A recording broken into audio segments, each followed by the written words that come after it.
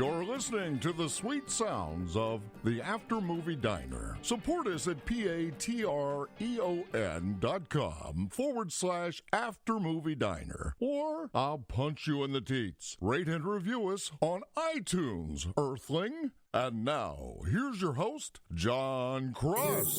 All right, are we really doing this? Yeah, why not? Are we doing this? Yeah. No, but are we really doing it? As opposed to what? As opposed to just Not doing it? looking the inevitable future in the face and be like, why the fuck bother? Well, yeah, well, what's the point? Yeah, what's the point? Honestly, I don't know, mate. I don't know what the point is. I mean, if it's not this, Right. then what is it?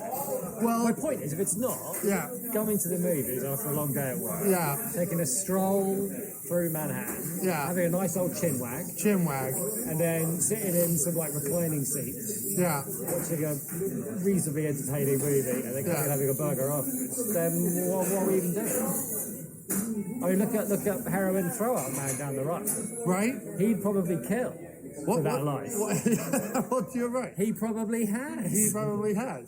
You know what? You make a valid point, Chief. And I tell you what, it's funny. For someone who looks like the Merchant of Doom, you don't half brighten my day, mate.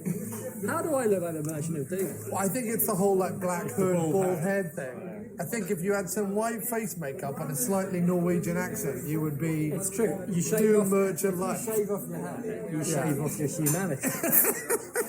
So you look at Bill Murray, Yeah. with his ever-collapsing face. If and he his had- weak old Blancmange face. If he had no If he hair, had no hair, that'd be it for him. That'd be But it. He's stubbornly clinging He's on to the stubbornly idea of having that he hair. is. Because the thing, like, you look at Bill Murray and you think, he looks in the mirror and still sees himself yeah. as like from 30 years ago. I don't think he does. I don't think that's true. You don't think so? I think he looks at himself in the mirror and goes, I may only have this to work with, but I'm Bill Murray. But at least I got this to work with. Well, at least I'm Bill Murray. Yeah, fair enough. Because you look like that, and you're not. I know, and I don't you're have that. And you're not Bill Murray. No. No. And I'm not exactly free from Blancmange comparisons myself. But you know what? Huh. You're Jim Wallace, I am. and that's an okay thing to make. No, that's a marvelous. No, thing to no, make. you know what? That's a marvelous thing to. It's not bad. It's not bad. It's not bad. As things. All things considered. Yeah, you could be heroin vomit. Yeah, I was going to say, in between, if one end of the line is Bill Murray, and the Yeah. other end of the line is like we just saw being sick from Yeah. heroin, Yeah. I'm somewhere in the middle. Somewhere in the middle, mate. Somewhere in the And you know what? That's where you belong. Yeah. Squarely. Somewhere in the middle. Yeah, not too far from vomit. But far enough, mate. Far enough. Far enough. Far enough for me. So, we have seen some bodily fluids on our way to diners. We have. In the history Mostly of, heroin related. in the history of the show, Yeah. I What did we go and see after? Was it Kristen Slater? was it Stranded when we saw? Stranded. Yeah, but that was particular heroin vomit. This was more regular, chunky, drunk vomit. Yeah, he could have been drunk. But it was that he. There was a Should we little. order? No, I wanted to. No, I just meant now I'm really hungry after I'm thinking about. No, but there was a chunky little. vomit. There was a little enclave of homeless and or travellers just kind of sat Yeah, they had mattresses. on blankets and things in the corner of the street, and this guy just got up, walked. Not even walked that far. Just walked as far as the scaffolding. Presumably an agreed upon acceptable distance. Right. You know what I mean? He I don't wasn't know just how- sick right there. But they've got a line that. I mean, I don't even want to think about it. But he didn't even go. If you're going to sleep on the New York street, and Yeah. clearly, like They are. they planned to. But I would have gone. I would have at least gone the other side of the road, mate. I would And say aimed. that's probably the And third aim- worst thing they're going to see tonight. Right. You know what I mean? I'm not. They by probably the look way- over that and think, "Night's still By young." the way, I'm not laughing at their predicament. I'm laughing at the sheer despair I feel at having witnessed it. Yeah, particularly after walking out of Zombieland Double Tap, Yeah. where you think, where does that end? Right. And where does this begin? Right. Well, exactly, because in the movie, as someone becomes... It's the end of the world, but Michael Stipe has very much lied to us about that. Right. He's led us up the garden path. Oh, saying as that- old Stipey. Saying that Stipe The feels fine. Stipester, yeah. I see. I think if the world ended tomorrow, Michael Stipe wouldn't feel fine. I think he would probably feel rather miserable and think that he'd wasted the last 10 years of his cocking life. Well, how's he done? We don't know what he's been doing. Growing a beard, wearing wanky Buddy Holly specs and producing movies where he can sit and can and go, "Blah." Does he? Is those the movies he produces? I think he did that once. But I'm just claiming that's what he's I been think doing. actually it was the other one that did that. The What? bassist Was who it? produces movies. No, yeah. it was Stipe. It was definitely Stipe. Was it the Stipe? Yeah, because I remember like watching some EPK of some movie like a couple of years ago, and Stipe just shows up Are randomly. you sure it wasn't because a lot of people showing up randomly in movie EPKs look like Michael Stipe? No, it was definitely Michael Stipe. Hey, how are you? All right? Good, you? Great, thank you. You ready? I'm ready. Do you know what you want? Yeah, can I get the cheddar cheeseburger deluxe, well done? Onion or mayo? No thank you. And for you? I will have the bacon cheeseburger, please. Deluxe? Deluxe, yes, please. How much your burger, sir? Medium, please. Onion or mayo? No, thank you. For drink? No, water is fine for both of us. Oh, well, no, can I get an English breakfast tea? They don't have tea. No tea? It's a burger joint. Don't ask for tea. That's Right, weird. Then I'll have water, yeah, water's fine. Can I Coffee, get? what about coffee? Is there coffee? You do coffee? I'll have a Is it coffee. coffee? I'll have a coffee. I excuse my friend. I don't have to mix Can I make this cheese Swiss? And do you do a side of brown gravy with that? Thank you so much. You're welcome. You're very kind. Thank you. Oh, I'm so sorry. You're right. Very kind, seems a bit strong. What? I've never been looked down my nose at for asking for a cup of tea. Oh, stop it. You're in a burger joint. Don't be ridiculous. Yeah, but I'm saying don't look down your nose at me, that's what I'm saying. I wasn't looking down at it. Oh, no. I was a little embarrassed you asked because it's. Why is it embarrassing? Because it's a burger joint. literally everywhere we go. It's a diners are different to burger joints. This is a burger joint. It's not a diner, and you have to act appropriately. I could ask for coffee, but I can't ask for tea. Yeah, because coffee is like an American thing. Coffee, they're probably look, it's that thing. They've They're added probably shit. Coffee. they've added burning it since dawn to Heroin dusk. vomit burgers and shit coffee. No, their burgers here are really good. I know. Really I know good. that, yeah. And I love this place. It's just not the kind I of won't place where ruin you it with ask my. for tea. I won't ruin it with my unrealistic requests. Well, at a burger joint, No, I get what you're saying. You have Can I just soda. say, not sarcastically, that's a nice shirt. Thank you. It is a good show, isn't it? Soda, milkshake, soda with ice cream in it. Yeah. Coffee. Soda, milkshake, soda and milkshake, or milkshake and soda. Yeah, that's what you have in a diner. I just went for water.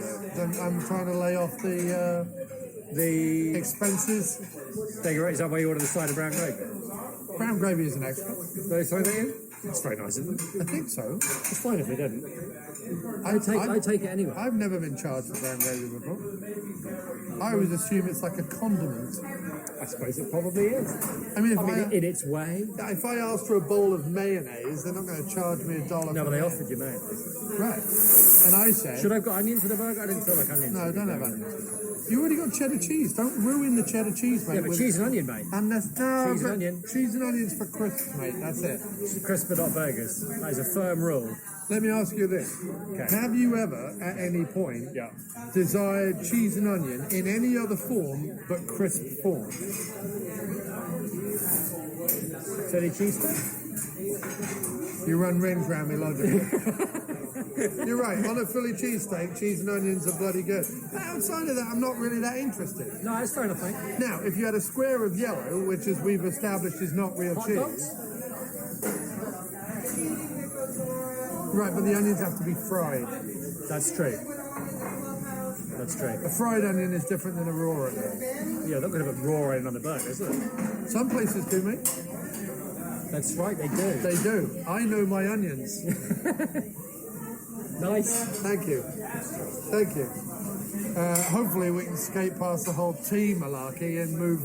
Yeah, I'm sorry about that. I'm a bit hurt, but I'll get over What I love is that this episode started. We've laughed openly at the homeless. We've talked about heroin vomit. These are the sort of things that if you and I ever amount to like literally anything, Right. they'll just dig up. They'll go through. They'll go. There's too much here for us to get upset about. Yeah, there You know what I is. mean? Like, there's literally too much. Yeah. None of it's like No. so bad that it could be plucked out. No. And if you wanted to be offended by something, there would be a lot to choose from. Great. Well, But I feel like if I you feel like it's want been to be lost. offended, if I've learned anything in 2019, it's if you want to be offended by something, you could find something pretty quick. I would have to say you probably don't even have to leave your living room or turn the TV on. You could just be offended by the rug your wife bought you or whatever. You could just probably find something. You can probably find the couch was made in China. Thank you very much. Great, thank you, sir. Thank you very much. Thank you. Yeah, you could probably find out the couch. I mean, to be fair, The couch was made in I think China and that it's- bothers you. Like, you could probably find, if you're the sort of person who wants to find something in this podcast to be offended at, well, have at it, mate. Because really, what Thank you else? very much. What else in your life is there except a sad, Yeah, you know pathetic? what? I'd probably trade having people be offended by me For a cup of tea, for right now? like a few more listeners. Well, no, because if we had people offended by us, we'd have less listeners, not more listeners. I don't think you know how it works in 2019, mate. Do you think we should be more offensive? Yeah. Get on the dark web. Oh, you think we want the after movie diner Yeah, to we go want- dark, mate? Let's go dark. We want to do that thing where Can I ask a question? if you're Is it really dark? awful, you go on the dark web and people are like, oh, they're so edgy. Yeah, but is They're on the dark web. What's that? I don't know. I don't know. Nobody knows. Let me ask you a question, right? Right, yeah. Is the dark web, and I'm talking like technically, Right. technically. Well, I'm glad you're coming to me with this. Yeah. I'm glad you're not going to somebody who knows what they're talking about. If you want an answer to the question, what is the dark web, go to a gobshite. Yeah. Have at it, mate. What I'm all saying ready. is, technically speaking, Yeah. right, Yeah. the dark web is not any different than the I like that regular. we're technically speaking when neither of us knows anything Anything. about it. Like, No, what I'm saying technically is, speaking. the internet is one of the biggest technological advances of the 20th and 21st century. As far as we know. As far as we know. Right, As far as we can make out. As far as we can figure it. I'm not saying it's good or bad. That's the thing with scientific advances, mate. You can take it either way. Absolutely. E equals MC Like squared, atom bomb. Frankenstein's monster. Well, no, that was a big mistake. Yeah, I suppose it was, wasn't it? I mean, at no point. Depends what movie. Well, no, because at no But point. that one with Aaron Eckhart, I'm pretty sure he teams up with a bunch of sexy gargoyles and saves the world. Oh, does he? Yeah. I haven't seen that one. I watched the first 10 minutes. I was going, this is so awful. Yeah. It's so weird. It's almost good. It's almost good. It's almost good. I mean, It's almost I'm good. not joking that he teams up with sexy gargoyles. Sexy. Gargoyles. So he plays Frankenstein's monster. He plays Frankenstein's monster as like a brooding, hipster. Sex hipster. Sexy hipster. And he teams up with a bunch of sexy gargoyles. Man, why wasn't that a franchise? I think we have the answer Oh, mate, right they there. gave it everything they had. If anybody tried to make Sexy Gargoyles a franchise, it was to make it as I, Frankenstein. What? I mean, there's so much to unpack there. But That's what I mean. I was almost disappointed that I had to stop watching after 10 minutes. are you trying to steer me away from the dark web conversation? No, I'm sorry, I'm in not case, at all. No, in it's not case what I want people to- on the dark web are somehow monitoring this and Yeah, they like listen out. They for the listen dark- out. Like they're radio operators for the 1930s. And someone's like, listening did it- out did it- for the dark web. because Oh, image of the dark web again. Like when I think of the dark web, I just think of a bunch of very sad, lonely people, I don't know, sharing topless pictures of Helen Mirren and complaining about things. But then I look at the I real think of it as an improbable way to uncover information about murder suspects in CBS procedurals. Well, there's that as well. And there's also like, it's become a buzzword for if something gets leaked in the government. Bees, mate. It's a buzzword for bees. It's not. Bees are dying, mate. We need to save No, them. you know why? Why? Dark web, Dark mate. web, mate.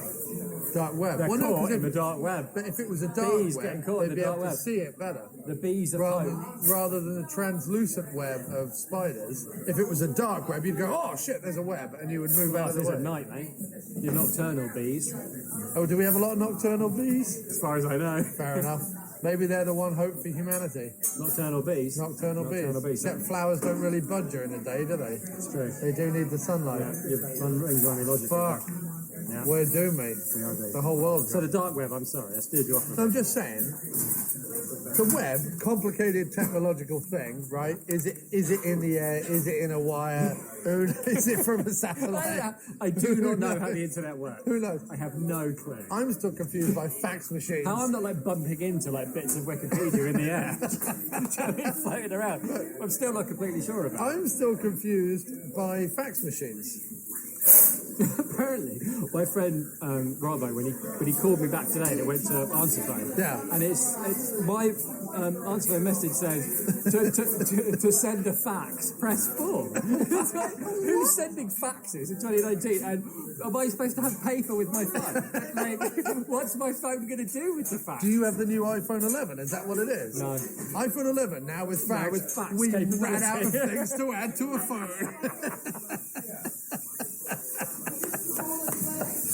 It just prints off endless Prints off a CVS little bit. receipts. Oh, it's coming, man. It is. It's coming. iPhone's like, wait a minute, we've got Wait a minute.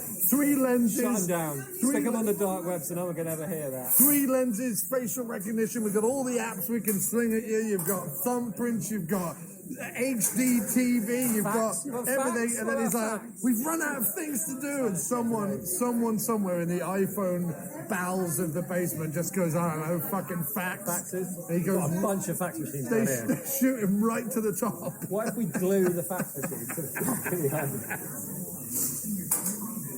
And then we can claim that they were made in America because all we did was get a bunch of iPhones nobody wanted and a bunch of fax machines we had lying around, glued them together. Bumped your uncle. 12 grand, okay? For that. Lined up around Brad the Pitt's block. personal fitness trainer paid 12 grand for one of those. But 24 for 2 of them, just so we could have one on each arm to keep the biceps working. Gwyneth Paltrow's dog psychic. Did you say Gwyneth Paltrow's dog psychic? Yeah, it's somebody Gwyneth Paltrow pays to come round and give psychic readings from her dog. Oh, sorry, dog psychic. Dog psychic. I thought you were like Gwyneth Paltrow as like a kind of very boring superhero, and she has a dog sidekick. Well, that's probably the world she lives in. That's a glimpse into Paltrow's brain right there. Paltrow's The brain. inner Paltrow. The inner. You need to have it. I mean, can you imagine the desperation that's in a Paltrow? I imagine it's mostly screaming. Right. Now, right. Do you think it's right? But do you think it's endless? Do they like toot a little horn when a burger's ready? Maybe. Do you think it's endless screaming, or do you think inside it's like Dougal's brain, where it's just like a bunch of rabbits and a question mark outside the word reality? Yes, that's exactly what it is. Well, you're right. That is exactly what it is. Because It's presumably it is for anybody right. that becomes richer. Like if you're rich, but you're If you're wealth. Paltrow rich to the point where you're just like, I'm going to make gubbins, I'm going to call it goop. Yeah, but here's the thing, right? No, because I think it's an important distinction.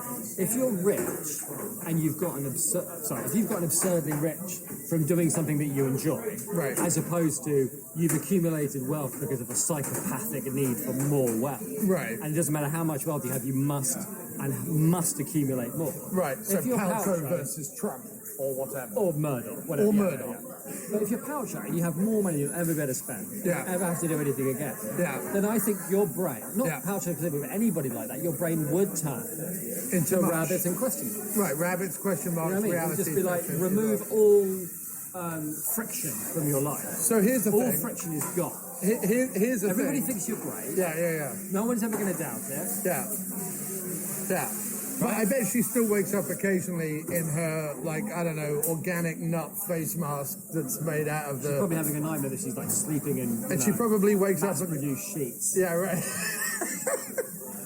She probably wakes up, I don't know, screaming because they put too much avocado in the nose dip or whatever. Yeah, too much avocado in her night lantern. Her night lantern, her avocado night lantern. Avocado night lantern. And then she goes, oh no, be fair- wait, I did scoop some out and eat it.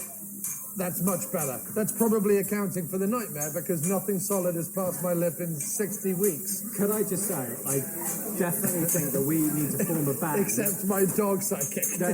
We need to form a band called Gwyneth Paltrow's Dog Psychic. Yeah. And we need to release an album called Avocado Night Lantern. All right, we will do that. No, we will I do do that. like Avocado Night Lantern. Me too. By We will Gwyneth do it. Paltrow's Dog Psychic. By Gwyneth. Matt from Motone Media. Call us at 347-669. Thank you. Oh, look at that. Right. Thank you very much. Thank you so much. Thank you. You're right. Have you seen the Pixel's new recording app? Have I seen The Pixel 4, the recording app that's on the new Pixel 4? I haven't, no. Unbelievable. Really good? What does it do? Real-time translation. Yeah. And then if you have to go back, you just say a part of that you remember, and they'll take you Like straight to any language, or do they just have a set language? Or do you mean for like subtitles? The recording app Yeah. does real-time transcript. Oh, transcript, like subtitles. Okay, Yeah. cool. And when you need to, it's great for journalists Yeah, of course. Yeah. or people doing podcasts or kids in school. It's crazy. What's funny is we Somebody were else- just talking about what more could they do on phones and making jokes about it, and you just came up with something I didn't even know existed. That's wonderful. Adding to the show. So yeah, we were talking about doing an album called Avocado Night Lantern by Gwyneth Paltrow's Dog Psychic. Right. And I was saying, if you think it's a good idea, especially Matt from Motone Media, then call us at 347-669-0053 or text us at 347-669-0053. That's the podcast number, yeah, the exclusive podcast number. I didn't know that. Or write to us at hello@aftermoviediner.com. But mainly call us at 347-669-0053. Has anybody ever called us? No. It seems like such a shame. Well, I don't mention the number very often. I should mention it more. Like, people call Farley all the time, Yeah, I know, but Farley's interesting, isn't he? and his number's unexpected. It is unexpected. If you were just to drop the number in the middle of the podcast with no explanation, Right. like, or even if you said, like, of course, as you know, my number is one of my phone numbers are my favourite numbers, and you say the number, and you go, Right. I don't want anyone to ever call. I bet you people call you then. Or, No, if psychology, I'd written mate. over 20,000 songs, appeared on The Tonight Show, and been on a very, very popular podcast, And made movies. and made movies. You've been in movies. I have. You've released quite a lot of songs. A few hundred. You ever been on TV? I was in the audience at The Daily Show, and they shot me on the camera. Which, well, there you go. So you've been on The Daily Show. That feels like you're giving Farley a run for his money. Not really. Not really, no. I wasn't on The Daily Show on purpose. No, so you weren't invited on No, in person. in person. The Roots did not play my song as it cut to commercial. Yeah, that was pretty cool. So anyway, yeah, we went to see Zombieland Double Tap. We did. What did you reckon? It was alright, wasn't it? This kid Yeah. wants to I mean, for a sequel nobody asked for, 10 years after the first Yeah, one. I mean, all I know about Zombieland is it's a bit of a surprise hit, right? Because it's not like Stone, Eisenberg, or Harrelson. Stone and Eisenberg were relatively unknown. I think Stone had done Superbad, And Easy A? That maybe. But, you know, and Harrelson was... I mean, Harrison's always been in and out of always A-list, but he's always sort of... I mean, I'd say almost out of B-list. His biggest movie is still Natural Born Killers, right? White Men Can't Jump? Oh, yeah, okay, yeah. That was the whole Wesley Snipes gag in this one. Oh, Woody Harrelson pardons Wesley Snipes because they're old mates. right, that makes sense. And I know they, when there was, so a while ago, it's been a few years ago now, Amazon did a thing when they first started competing with Netflix. And they did a thing where they had a whole, you remember this, they did a whole bunch of TV pilots. And they asked people to vote for the best one. And that's the one they would make. Yeah. And I think Man in the High Castle won, I think. Right. But Zombieland, the TV show, was one of those pilots. Really? Yeah, but I don't think it ever got made. Huh.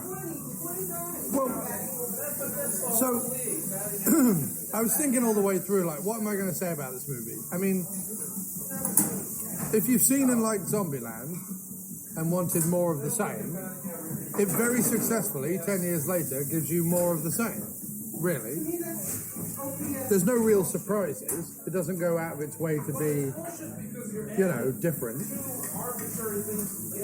I wonder if this problem, though, is that initially, that first time round, the reason why I think people liked it is it was very unfussy.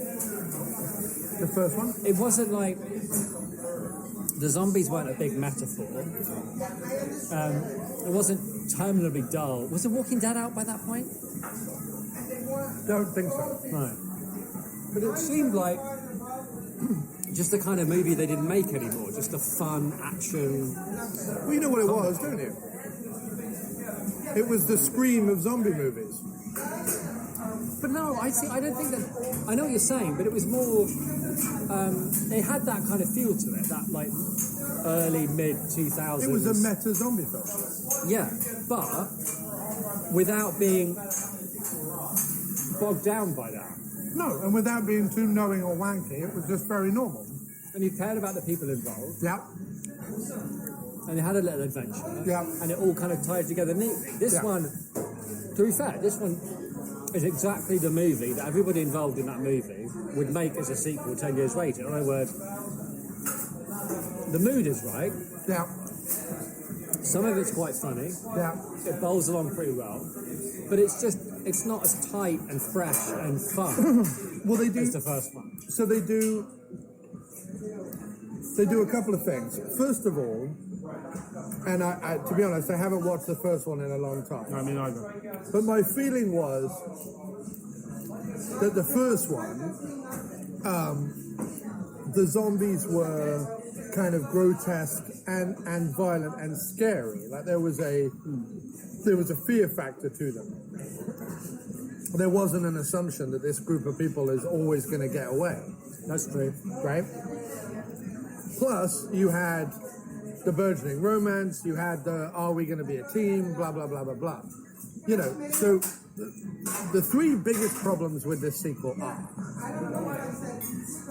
in order for there to be any kind of character arc, considering we find them living quite comfortably in the White House, all as a team, all very happy, and the only issue seems to be that Abigail Breslin, the youngest one, who's now obviously a grown-up, 19, 20 years old, whatever she is. We saw her 18th birthday, but it was part of like a flashback, right? Right. Okay, whatever. She's an adult now. She would quite like to meet some other humans. Thank you very much. It's all very nice that you guys want to stay in the house, but we want to... Which was quite a believable... No, totally. But what I'm saying is, so this movie had three problems. One, they're all really good at killing zombies, which immediately makes zombie films less interesting and less tense, right? So then they have to invent zombies that are really hard to kill, but... That doesn't really pay off. But it doesn't pay off, so they don't do anything really with it, other than, a couple of shotgun bullets to the head don't kill them in the traditional way. So if we get a whole swarm of them, we have to be more inventive. But then when they get a whole swarm of them, they're not that inventive. No. So that didn't work. And it didn't work to make the film more scary or tense-filled because you assume that with four of them, even against the really bad, violent zombies, they would figure it out. There is some hint at the end that not all four of them are going to make it, especially, and I'm not going to spoil it, but especially considering one of them, when they leave a certain place, says to someone like, someone says to them like, if you don't die, come back. And they say, all right, I won't die. And you're like, oh, well, they're obviously going to die, right? And they toy with that, but don't go through with it. So,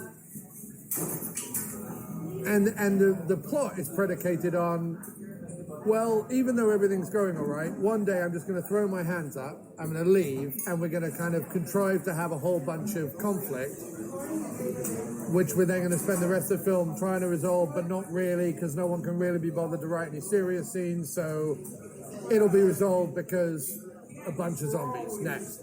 So that's the biggest problem with the movie is that they're like, and what's weird about that is that if you're going to come back 10 years later and you're going to do that, then at least have some heft to it. This was more,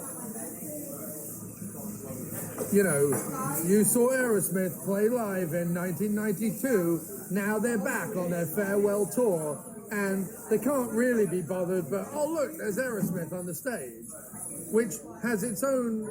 I did sort of get the impression that Stone wasn't trying too hard. None of them were. I mean, the only person having fun in this movie is Woody Harrelson. Woody Harrelson could play this character till the end of time, having immense fun with it. But outside of that, nobody else wants to be there. No. So, outside of that, though, if you go in expecting more of the same, on the understanding that they really couldn't be bothered with a story, it's a lot of fun.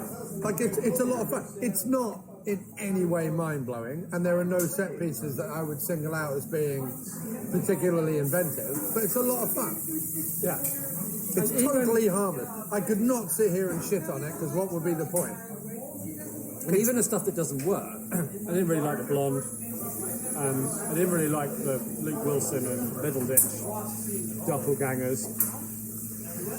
I didn't really get the Graceland bit. So that's about 2/3 of the film then. Right, but I'm just saying, even the bits that don't work are like good-natured enough that it doesn't really matter that they don't work. Right. And what's frustrating... And they don't hang around long enough to really become Right, annoying. exactly. Plus, what's frustrating about it is all the best bits of the movie are the bits where something happens and the characters that we know and have been well developed get to react to that. Yeah. Honestly, and when it, you know, to each other honestly, and those bits are really, really good. If you got rid of all the gummy, like, well, we've been here for X number of years, and we discovered that there are 3 types of, that there's lots of different types of zombies, and then they just named 3. 3? That's all you could come up with. And they're all slightly just a bit faster than the other one. Yeah, and we don't see the ninja ever. Right. The hawking one happens once on the back of a bus, but like, go, well, that's more of a ninja because he took him by surprise. And then Homer turns up twice, and it's not funny either when he's introduced or either the times. So what was the... There was just too many bits where... Like, there wasn't the quality control that it should have been. Well, They should have chucked a lot of the big jokes well, this was my thing. that don't really work. If for 10 years, Yeah. all I've been reading, or every time those cast members were interviewed, as they became much more famous after the first movie, people had asked them about Zombieland, or everyone on the internet had been like, when we getting Zombieland 2? Blah, blah, blah. Like, if that had been a rolling stone gathering tons of moss, right, then I would expect this movie. Because what this movie is, oh, fuck, they really want a sequel, fine, Right. this'll do. Right? We'll add a couple of extra zombies. We'll have them break up and come back together. Like, whatever. But it is with the best will in the world, the Blues Brothers 2000 of Zombieland. It's not a needed sequel. Nobody was clamoring for it. The first one did its own thing in a unique and exceptional way. And the second one, and I know people aren't going to agree with Blues Brothers 2000, but if you're genuinely a Blues Brothers fan and you genuinely like the music, Blues Brothers 2000, while it is, of course, no way near the original, is passable pat because you get the original cast back together, obviously minus John. You still have all the good music, you still have a couple of set pieces, and they still wreck a bunch of police cars. And you're like, fine, I don't know what else I was expecting, but that'll be fine, right? Same with Ghostbusters 2. Like, to bring the Ghostbusters back, they have to contrive, even though after the first one, it's obvious that there are ghosts to everyone in New York, they have to contrive that, like, 5 years later, people have forgotten that there were ghosts, so the Ghostbusters are down on their luck again and have to prove themselves again. And you don't really mind because the same 4 guys show up The script's still funny. You know, there's a giant Lady Liberty marching through the streets. By the end of it, everyone's singing songs. Peter McNichol is wandering around making jokes, and you're like, this will do. Like, it's fine. It's funny. It's everything I want on the tin. And Zombieland Double Tap. I think Ghostbusters 2 is probably a better comparison to Ghostbusters 2000. Well, I guess it falls somewhere between the two. Because the thing about Zombieland, right, was that it was actually kind of sweet, you know, about people and about and like they were all very different kinds of people, right? And it wasn't like, and not like CW different, like where he's got a leather jacket, so he's a bad boy, right? And he's, you know, wearing a sweater around his, you know, shoulders, so he's a jock or whatever. It's like they were all very different. And they didn't, what they bonded over, like, shared experience. Right. But that was it. It wasn't, they weren't all the same personality. Right.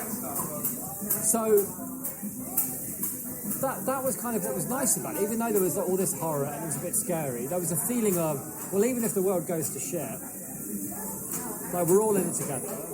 Like, our shared humanity will bring us through. It's quite an optimistic movie in its own way. It's a more interesting story, and you get more interesting characters if they're dealing with a situation that is already unknown, right?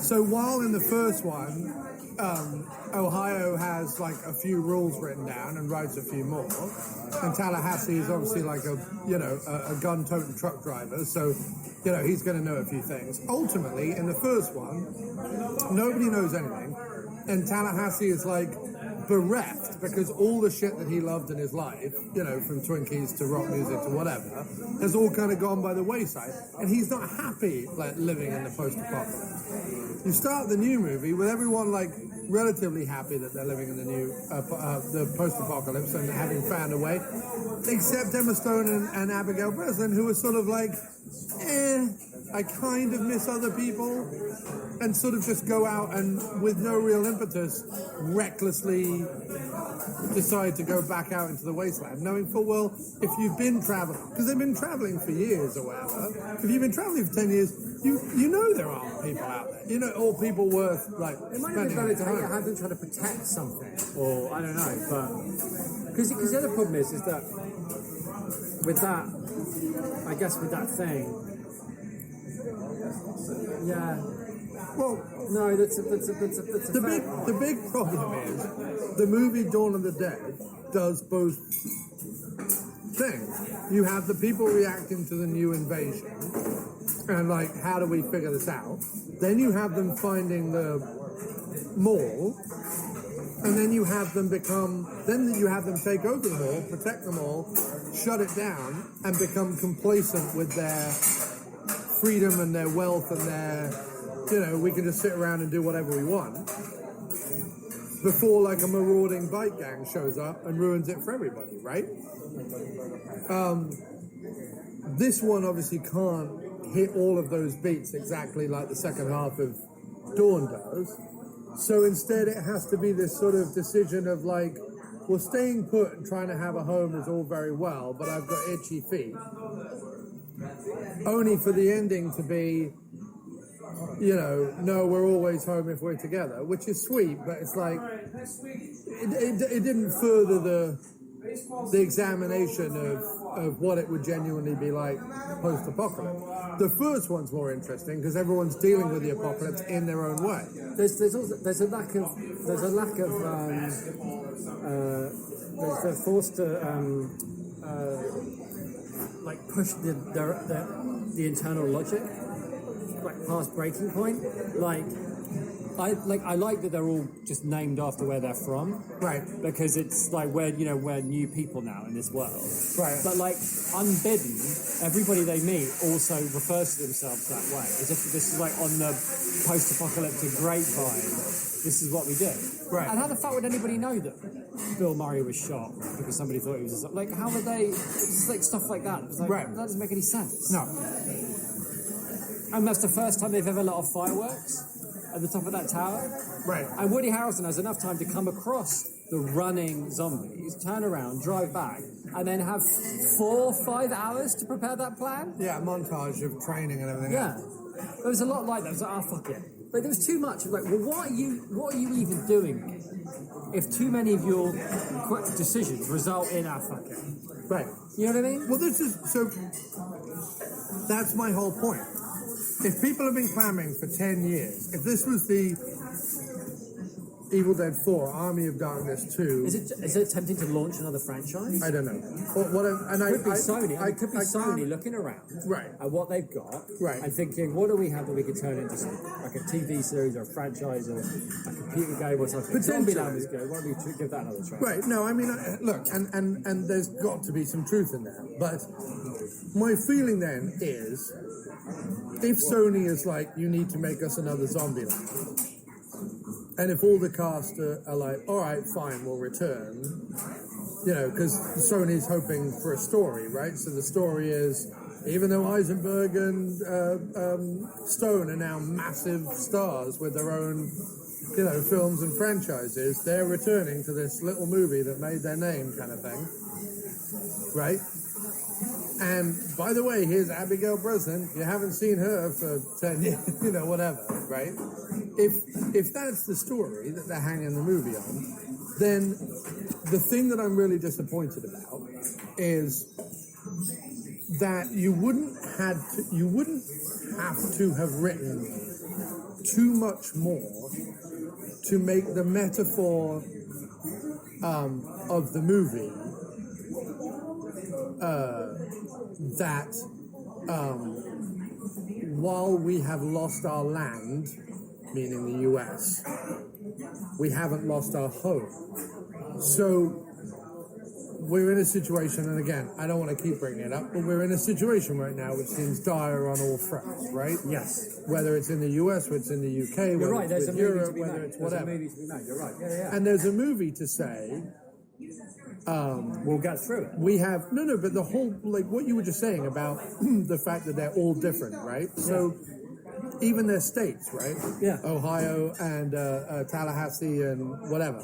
They're all different parts of the nation. They all have, you know, different interests, different politics, different whatever, right? And while they didn't like super play with that the first time, there's a movie to be made. If you're going to make Zombieland 2, if you're going to get the band back together, right? At least have written a few songs. Do you know what I mean? Like if you're going to get the band back together, yeah. Write a few songs. And the song to be written right now is without boiling it down.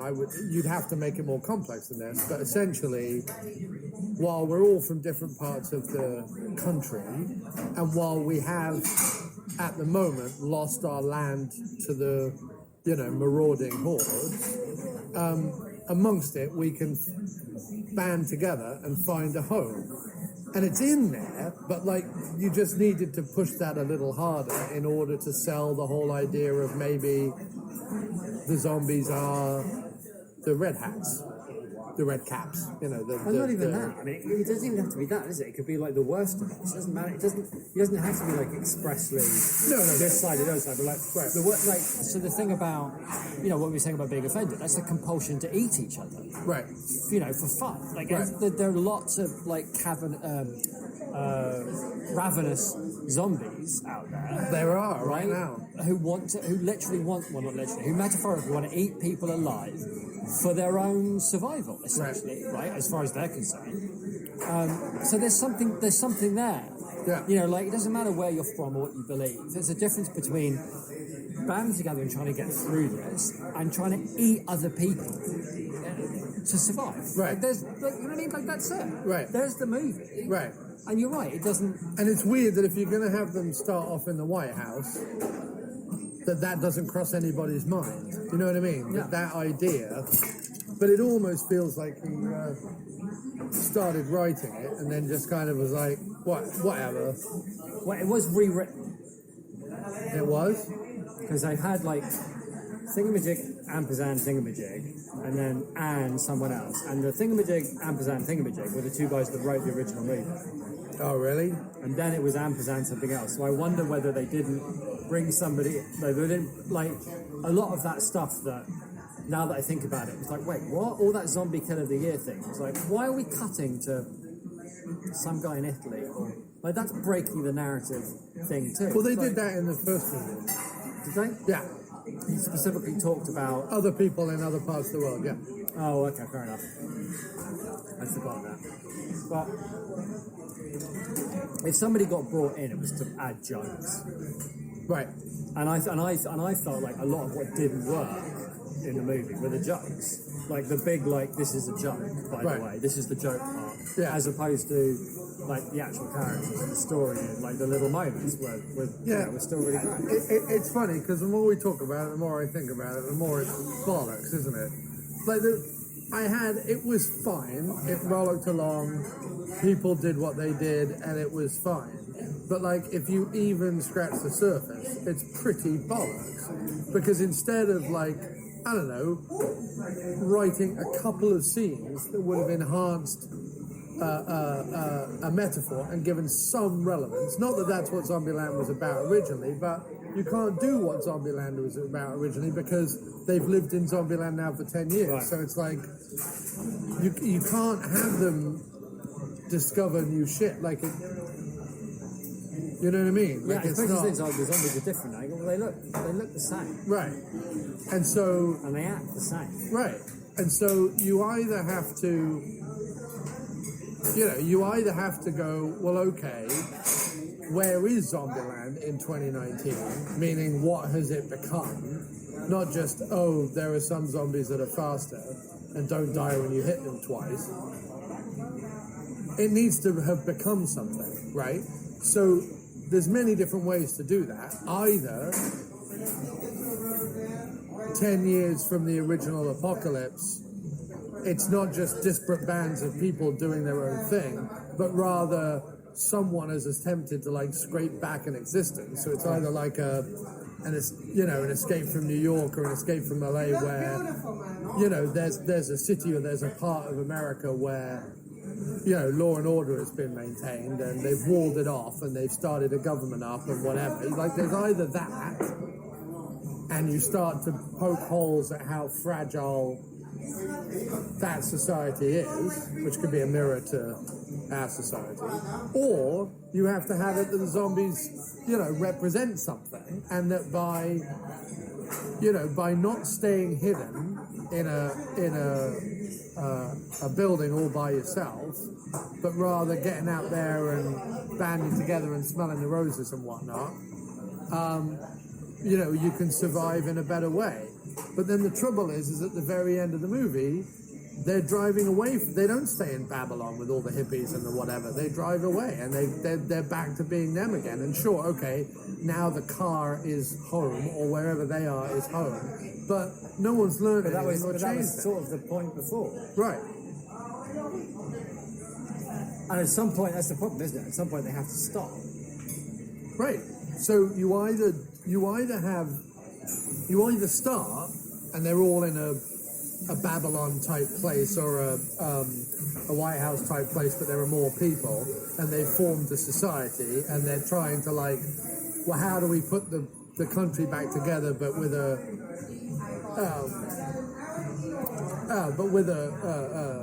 our own twist on it. So you do a formation of a nation kind of storyline, or Zombieland is still the post-apocalyptic wasteland, but now you hint at, in the script and a few jokes, the zombies actually representing the people who would threaten America and destroy it from within. Yeah, I'd be fine with that. And if you don't do either of those two things, you get this movie which is sort of flabby, not particularly funny. It's sort of like trying to do the same thing the first one did without really having any gumption or... Well, because it's all the trimmings without, like, what made it good. All the trimmings without the fat, mate, you were about to say. Something like that. Or all the fat without the meat. I'm not sure. It's all the fat without the meat, mate. Yeah. But all the stuff that was, like, quite fun and spiky about the first one, but without what made the first one good. Right. Which was, it was a pretty simple story, well told, with likeable characters. And any movie with a simple story, well told with likeable characters, is going to be good. I don't care how many, like, clever, funny rule bits there are in it. Yeah. You take all that out, it would still have been a fun, great movie. But all it is just the flangy stuff they dribbled on top of it without the good movie that was originally that. Right. And look,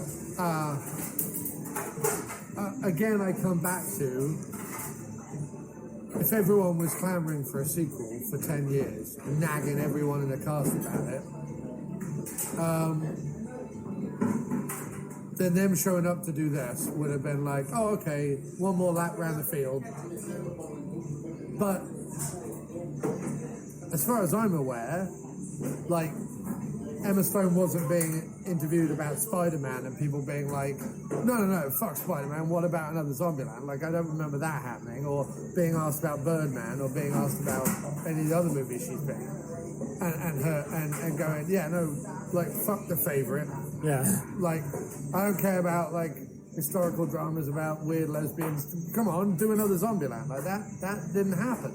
So, and Jesse Eisenberg doesn't do interviews because he's a twat. So I don't suppose anyone's asked him anything either. But I just mean, like, if it's been 10 years and the impetus behind it is not the crowds clamouring for it, but rather the cast, the writers, and the studio, then do more, be better, say something. No, I write agree. something. No, I agree. I think it's a neat summation. In other words, sitting there in the cinema, it was quite fun to watch. But It was fine. It's not going to upset anyone, but it's not going to excite anyone. But you only have to talk about it for more than 2 minutes to realise that, well, if you're going to get these people back together, these characters, this story, in this world, there's so much there for you to play with, and you've done nothing with it except sort of do a bit of a weak retread. Right.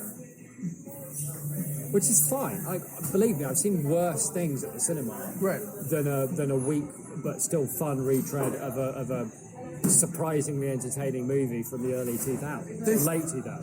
This lives before the world went to shit. This lives squarely in between Ghostbusters 2 and Blues Brothers 2000. It's not as bad as Blues Brothers 2000, but it's worse than Ghostbusters 2. Yeah, but just think about it this way, right? 2009 was before the world went to shit. Yeah. Right? Yeah. So there's something Well, there. I don't know. It depends where you draw that line. so. Yeah. Because the scary thing is, mate, is that we look at it that now with hindsight, we look at it, but the Bush years wasn't that bad, and the Obama years were Anything great. else? Yeah. No, that's a lot for us. We'll take the chair. No, you make a fair point. You make a fair point. What was my fair point? That we are being a little bit nostalgic. But it does feel like the world's gone to shit. But, you know. No, it does. But what's weird is before then, most people would have drawn the line in 2001. Yeah. And then before that, they would have drawn the line in 1980. Yeah. So it's just this line seems particularly more like I'm more scared of the current administration and what they could potentially do. It's more like I don't really see how we climb out of it. Which again is like that's a thing to talk about in Zombieland too. Well, my thing would be, so how do we climb out? I hope someone's written down all the things they've undone.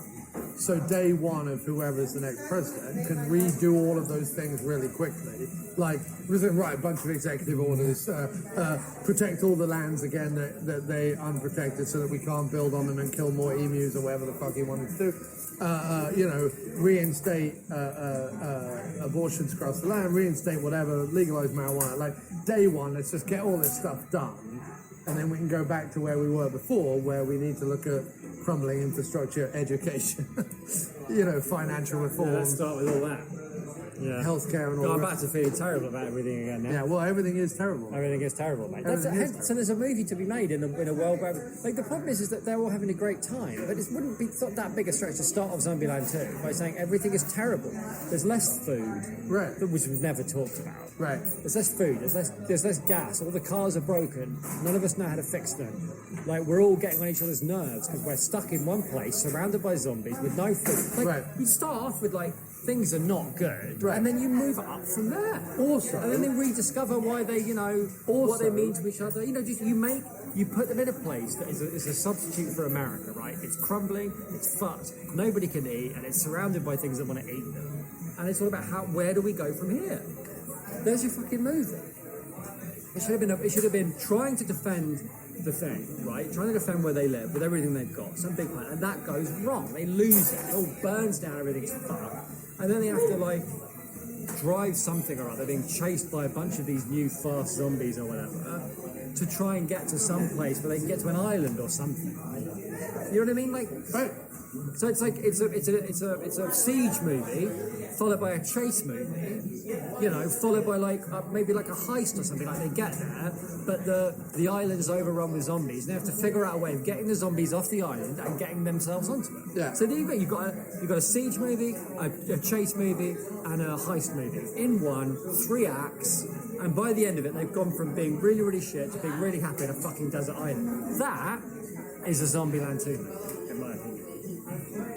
And with that, let's play the track and go home. Cool.